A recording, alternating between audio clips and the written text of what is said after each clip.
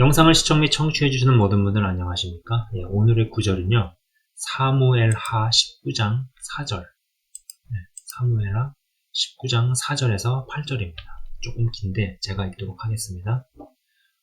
왕이 그의 얼굴을 가리고 큰 소리로 부르되 내 아들 압살롬아 압살롬아 내 아들아 내 아들아 하니 요압이 집에 들어가서 왕께 말씀드리되 왕께서 오늘 왕의 생명과 왕의 자녀의 생명과 처첩과 비빈들의 생명을 구원한 모든 부하들의 얼굴을 부끄럽게 하시니 이는 왕께서 미워하시는 자는 사랑하시며 사랑하는 자는 미워하시고 오늘 지휘관들과 부하들을 멸시하심을 나타내심이라. 오늘 내가 깨달으니 만일 압살롬이 살고 오늘 우리가 다 죽었다면 왕이 마땅히 여기실 뻔하였나이다. 이제 곧 일어나 나가 왕의 부하들의 마음을 위로하여 말씀하옵소서. 내가 여호와를 두고 맹세하옵나니 왕이 만일 나가지 아니하시면 오늘 밤에 한 사람도 왕과 함께 머물지 아니할지라. 그리하면 그 화가 왕이 젊었을 때부터 지금까지 당하신 모든 화보다 더욱 심하리이다 하니 왕이 일어나 성문에 앉으매 어떤 사람이 모든 백성에게 말하되 왕이 문에 앉아 계신다 하니 모든 백성이 왕 앞으로 나아오니라 합니다.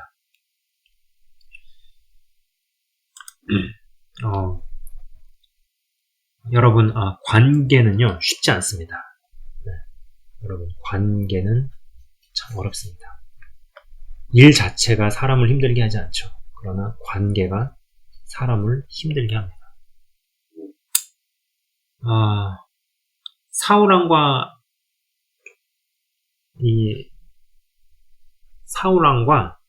다윗 왕의 케이스처럼 멘토가 멘티를 힘들게 하는 경우가 있습니다. 그러나 오늘의 경우처럼 멘티가 멘토를, 팔로워가 리더를 힘들게 하는 경우도 있습니다. 여러분 아시는 것처럼 밧세바와의 간음 그리고 그것을 덮기 위해 우리아를 죽인 일 때문에 다윗은 혹독한 대가를 치러야 했습니다. 지든 이기든 남을 게 없는 전쟁을 해야만 했죠. 그죠? 져도 힘들고 이겨도 힘든, 이거는 어떻게 빼박이 안 되는, 요새 말로 빼박이 안 되는 그런 케이스.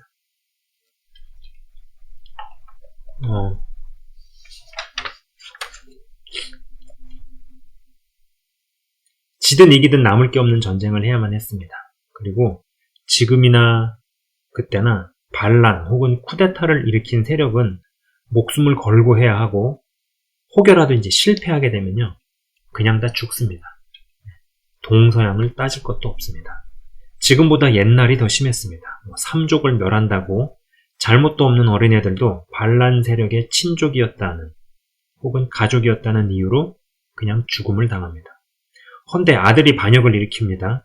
저도 아프고 이겨도 아픈 반란을 진압해야 했습니다. 여러분, 이 죄의 대가는 무섭습니다. 하나님께서 용서해 주신다고 너무 쉽게 생각하지 마셨으면 좋겠습니다. 물론 저는 하나님께서 무슨 죄 하나 지었다고 넌 바로 지옥, 넌 바로 지옥이야, 너는 이제 끝났어, 이런 모드로 돌리시는 분이 아님을 믿습니다. 그런 분이 아니죠. 그런 쪼잔하신 그런 분이 아니다라는 거죠. 그러나 죄의 대가는 혹독하다는 것은 분명히 압니다.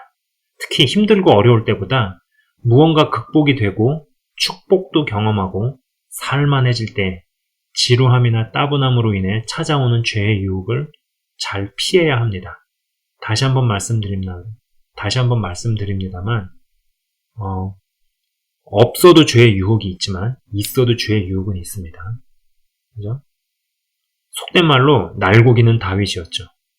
그런 그도 죄의 유혹에 넘어가 혹독한 대가를 치르는 중이었습니다. 조금 이야기가 새버렸는데 아무튼 이 다윗에게는요, 뛰어난 인재들이 많았습니다. 정말 많았죠.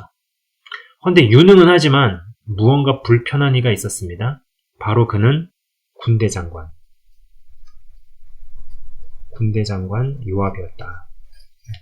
요압이었다라는 겁니다.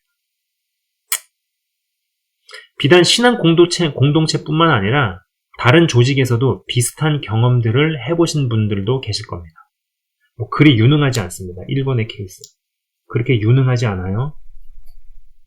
실수도 많이 합니다. 실수 많이 합니다. 근데 어떤 마음도 가고 정도 가고 밉지가 않아요. 뭔가 좀 챙겨주고 싶은 사람이에요. 근데 두 번째는요. 대단히 유능합니다. 진짜 끝내줘요. 실력이 상당해요. 없으면은 뭔가가 되지 않아요. 근데 마음이 가진 않습니다. 일적인 것 외에는 같이 밥도 먹고 싶지 않고 무언가 불편합니다. 리더가 구성원으로 데리고는 있지만 무언가 불편함을 느낍니다. 그러나 자신의 일과 역할에 대해서는 유능합니다. 그리고 또 필요한 사람이에요. 그런데 어떤 면에서는 멘토가 자신만을 바라보고 자신만을 의존하게 만들기 위해 다른 이가 자신의 역할을 대신하게 되거나 유입이 되는 것을 철저히 막고 통제하고 견제한다는 것이죠. 저는 영상에서 자신만 바라보게 만들고 자신만 의존하게 만드는 멘토는 그닥 좋은 멘토가 아니다라는 이야기를 많이 했습니다. 덧붙여서 진짜 좋은 멘토는 멘티들의 건강한 독립을 돕는다고 이야기했습니다만 사실 이 명제는 반대의 경우에도 성립이 된다라는 것이죠. 자신만 바라보게 만들고 자신만 의존하게 만드는 멘티는 그리 좋은 멘티가 아니다라는 것이죠. 그리고 진짜 좋은 멘티는 멘토가 기능을 잘할 수 있도록 돕는다는 것이죠. 그러나 미숙한 시절의 여호수아, 제가 지난 방송에서도 여호수아의 흑역사에 대해서 이야기를 했었죠. 미숙한 시절의 여호수아 그리고 군대 장관 요압은 저 부분에서 분명 문제가 있었습니다. 그런데 그 둘의 큰 차이는 여호수아는 모세의 권고를 받아들여서 고쳤으나 요압은 다윗의 말을 듣지 않았습니다. 그 대표적 사건이 바로 요압이 사울왕의 군대 장관이었던 이 아브넬, 이 아브넬이라는 인물을 죽인 일이었죠. 왜 죽였을까요? 그를 자신의 라이벌 혹은 자신의 밥그릇을 빼앗을 수 있는 멘토가 자신만 바라보고 자신만 의존하게 만들어야 하는데 그것을 방해할 수 있는 인물이라 여겼기 때문입니다. 이 말은 그만큼 사울왕의 군대 장관이었던 아브넬이 상당히 괜찮은 인물이었다는 것이었고 또 그것을 요압도 그것을 알아봤다라는 것이죠. 각 집안의 전투가 한창일 때 어떻게든 아브넬을 죽이려 했으나 살아남습니다. 그리고 요압의 동생 아사헬이 끝까지 죽이려 쫓아가니 아브넬은 경고합니다. 근데 경고해도 말을 안 들으니 끝까지 말을 안 듣고 자기를 죽이려고 하니 살기 위해서 어쩔 수 없이 죽이게 됩니다. 누구라도 아브넬 같이 하지 않았을까요? 어쩌면 군대 장관 요압을 비롯해 그의 두 동생, 이제 요압에게 동생이 둘이 있었어요. 다 성경에 나오는 얘기입니다. 아비셀, 그 다음에 아사헬이었는데, 이 아사헬이 끝까지 그 군대 장관 아브넬을 죽이려고 뒤쫓아가죠.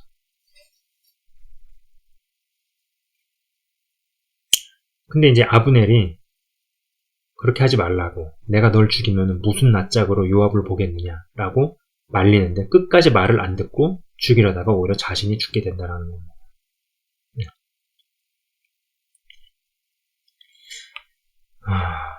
어쩌면 이 군대 장관 요압을 비롯해서 그의 두 동생들은 아비세와 아사엘은요, 저놈은 우리와 캐릭터가 겹친다. 우리 형의 직함을 빼앗아 갈 수도 있는 놈이라고만 생각했나 봅니다. 그러나 중요한 것은 이들은 다윗이 어떤 사람인지 제대로 몰랐으며 무엇보다 하나님이 어떤 분인지 몰랐던 것 같습니다. 여러분, 오랜 시간을 같이 했다고 해서 어떤 일을 반드시 잘 아는 것도 아니고요. 짧은 시간 같이 했어도 누군가를 깊이 알 수도 있습니다. 시간이 중요한 요소이긴 하지만 절대적인 요소만은 아니죠. 자기가 섬겼던 주군의 가문은 점점 폐색이 짙어갑니다. 게다가 사울왕의 뒤를 이어 왕이랍시고 설치는 이스보셋을 보니 속이 터지죠. 답답하죠. 함량도 안 돼 보이고 왕을 할 만한 깜냥도 안 됩니다. 이대로 계속 가면 다윗이 이스라엘을 공식적으로 접수하고 통일할 때 자신의 운명이 어떻게 되는지 뻔합니다. 안 그래도 머릿속이 복잡해 죽겠는 판에 이스보셋이 이상한 헛소리를 합니다. 사무엘아, 이거는 제가 PPT로 만들지 않았습니다. 그냥 쓰겠습니다.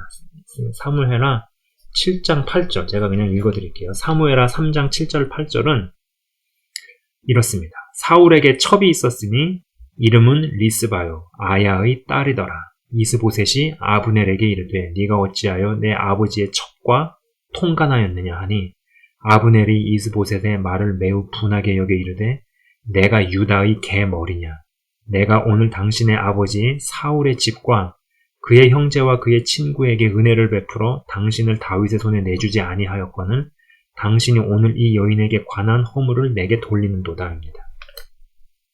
이 아브넬이라는 인물은 아마 이 제대로 군인 정신이 투철한 이 제대로 군인이었으리라 생각됩니다. 명분 없는 살인을 저지르지 않고 거기에 충성심도 있고 머리도 잘 돌아가는 사람이었죠. 그런데 지 애비만도 못한 이스보셋이 헛소리를 하니 안 그래도 이대로만 가면 자신도 죽을 판에 고민하던 아브넬이 폭발합니다. 첫 마디가 내가 유다의 개냐, 내가 유다의 개 머리냐 라고 대답합니다. 이게 그거죠. 너 그렇게 사람을 볼 줄 모르냐, 너 눈이 그렇게 삐었냐, 장식으로 달고 다니냐, 내가 그런 짓이나 할 사람으로 보이냐, 뭐 이런 얘기가 다 들어가 있지 않아요? 내가 유다의 개 머리냐. 거기에 그런 게 다 실려 들어가 있는 거죠. 그리고 판세가 이 정도까지 넘어갔는데도 다윗의 손에 이스보셋을 넘기지 않는 모습으로 다윗은 오히려 그를 멍청하게 본 게 아니고 오히려 알 거 다 알면서도 신의와 충성을 지키는 자로 생각했을 것이 분명하다는 것이죠. 이쯤 되면 굉장히 괜찮은 인물이에요. 사울 왕은 별로였어도 사울 왕이 데리고 있었던 인물들 중에 이 아브넬이라는 인물은 상당히 괜찮은 사람이었고 쓸모가 많은 사람이었다라는 것이죠. 그죠? 그리고 그것을 요압도 알아봤으니까는 견제를 했겠죠. 아니라면 그렇게 견제를 하고 긴장을 했을까 싶습니다. 만약에 다윗의 군대 장관 요압이 여호수아처럼 자신의 어떠함을 주 안에서 고쳐냈더라면 다윗 왕이 요압과 사울의 군대 장관 아브넬을 경쟁시키면서 자신의 왕권만을 공고히 다지고 자신의 유익만을 추구했을까요? 전 아니라고 봅니다. 그리고 다윗은 그것을 알고 이해한 사람이었습니다. 시각이 내 교회, 내 사역, 내 자리로만 제한되면 새로이 유입되어 들어오는 사람들 모두가 죄다 경쟁자 같고 하나같이 내 자리를 노리고 내 밥그릇을 빼앗으러 오는 사람 같습니다. 그러나 나에서 하나님으로 시각이 진짜 바뀌면 내 교회에서 우주적인 하나님의 교회로 시각이 이동한다면 인재와 인물이 더 필요합니다. 내 밥그릇을 빼앗는 자가 아니라 전체의 파이를 키우게 된다는 것이죠.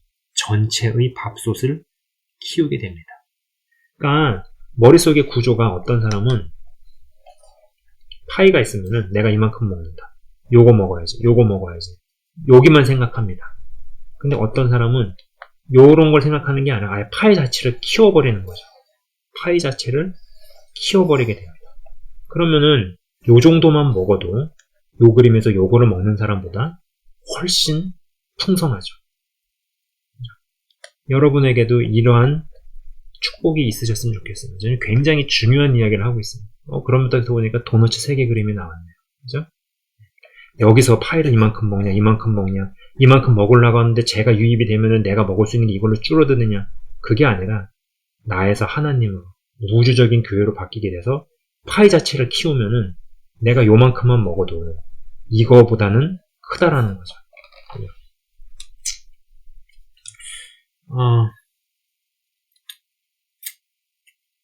이민교회에서 하나 관찰한 케이스가 문득 떠오릅니다.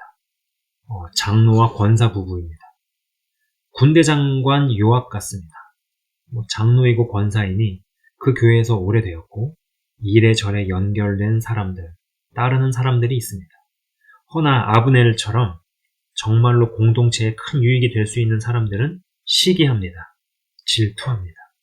이 사람 저 사람에게 험담하고 치부를 늘어놓습니다. 헌데 장로와 권사 이 둘에게도 치명적인 치부가 있습니다. 다른 이들이 자신들의 치부는 모른다고 생각하는 것 같습니다. 그러나 그렇지 않습니다. 알고 있는데 그 앞에서 말을 하지 않을 뿐입니다. 한 마디라도 잘못했다가 100마디로 돌아올 것을 알기에 그렇습니다. 결국 이렇다 보니 그 부부와 오랫동안 좋은 관계를 지속하고 유지하는 사람들이 없습니다. 새로 온 신규 이민자들이 이들 부부의 교제권입니다. 이민 온 지 오래된 사람들은 서로 피합니다. 그리고 새로운 이민자들도 이들의 실체를 어느 정도 알고 나면 그들과 멀어지고 그 장로와 권사 부부는 또 다른 먹잇감 혹은 희생양을 찾으러 가더라라는 것이죠. 담임 목사에게 어떤 도움이나 힘이 되는 부분은 없고 사실 담임 목사 입장에서도 대단히 부담스럽고 불편한 존재입니다. 저는 그들을 보면서 저렇게 나이 먹고 늙고 싶진 않다는 생각을 정말 많이 했습니다. 여러분, 이상한 멘토만 멘티를 힘들게 하는 것이 아닙니다. 이상한 멘티도 건강한 멘토를 힘들게 합니다. 내가 주 안에서 바르게 성장하고 제대로 건강하기만 하다면 멘토의 위치든 멘티의 위치든 그건 중요한 게 아닙니다. 어차피 어떤 위치든 여러분의 영적인 실력과 영역 그리고 그릇에 따라 갑니다. 그릇대로 먹습니다. 그리고 하나님께서 운행하시는 크나큰 서사의 드라마에서 어떤 역할을 맡던 그것은 중요한 일이 아닙니다. 맡겨주시는 것 자체가 감사한 일이죠. 그건 그리고 그분이 결정하시면 될 일입니다. 단지 우리는 악역을 맡지 않기를 원할 뿐이고 나도 모르게 악역을 담당하지 않을 수 있어야 한다는 것입니다. 그죠? 내가 열심히 헌신을 한다고 생각했지만은 그동안 열심히 성령의 불만 끄고 다녔다. 나도 모르게 악역을 하고 있었다라는 것을 내가 모르게 됐는데 그걸 깨닫는 순간에 돌아올 수 없는 강을 건너버리게 됐다. 라면 이것처럼 정말 불행한 게 어디 있을까요? 차라리 불신자로 살다가 가는 것만도 못하게 되는 거 아닐까요? 자, 오늘 이야기는 여기까지 해보도록 하겠습니다. 제가 잠깐 기도하고 마치도록 하겠습니다. 하나님 아버지 감사합니다. 좀 깊은 대목에 대한 이야기와 언급이 있었습니다. 주님, 우리가 요압과 같은 사람이 되지 않기를 원합니다. 유능합니다. 실력도 있습니다. 그리고 필요합니다. 그러나 무언가 불편함을 줍니다. 필요에 의해서 같이 있지만, 구성원이지만 같이 하고 싶지 않습니다. 마음이 그렇게 가지 않습니다. 다윗이 그에게 느꼈던 감정은 굉장히 불편함이었습니다. 그러나 왕국을 위해서 어쩔 수 없이 이 사람이 필요했습니다. 그리고 또 다른 유능한 자들의 개입을 막아서고 유입되는 것을 방해했던 하나님, 우리의 마음이 정말로 넓어지면서도 동시에 단단해지게 하셔서 내용물을 제대로 담고 멘토가 됐든 멘티가 되었든 그것이 중요한 것이 아니라 주님 안에서 사람 자체가 변모되고 변화되며 성장해 나감으로 말미암아서 정말로 어느 역할을 주시든 감사함으로 받아 주님께서 하고자 하시는 일들을 잘 수행해 나가며 감당해낼 수 있는 자들이 되게 하여 주옵소서. 감사합니다, 주님. 영상을 시청 및 청취하시는 한 분 한 분이 정말로 요압과 같은 인물로 끝나는 것이 아닌 정말로 나단과 같은 인물이 되어서 정말로 충성되게 우주적인 하나님 나라를 바라보며 나에서 하나님으로 시선이 온전히 바뀌어 나갈 수 있도록 이끌어 주옵소서. 그 일을 행하실 주님을 찬양합니다. 진정한 복을 받고 그 복이 끝까지 머물 수 있는 그러한 자들 다 되게 하여 주옵소서. 감사합니다. 예수 그리스도 이름으로 기도드리옵나이다. 아멘. 지금까지 시청 및 청취해 주셔서 대단히 감사합니다.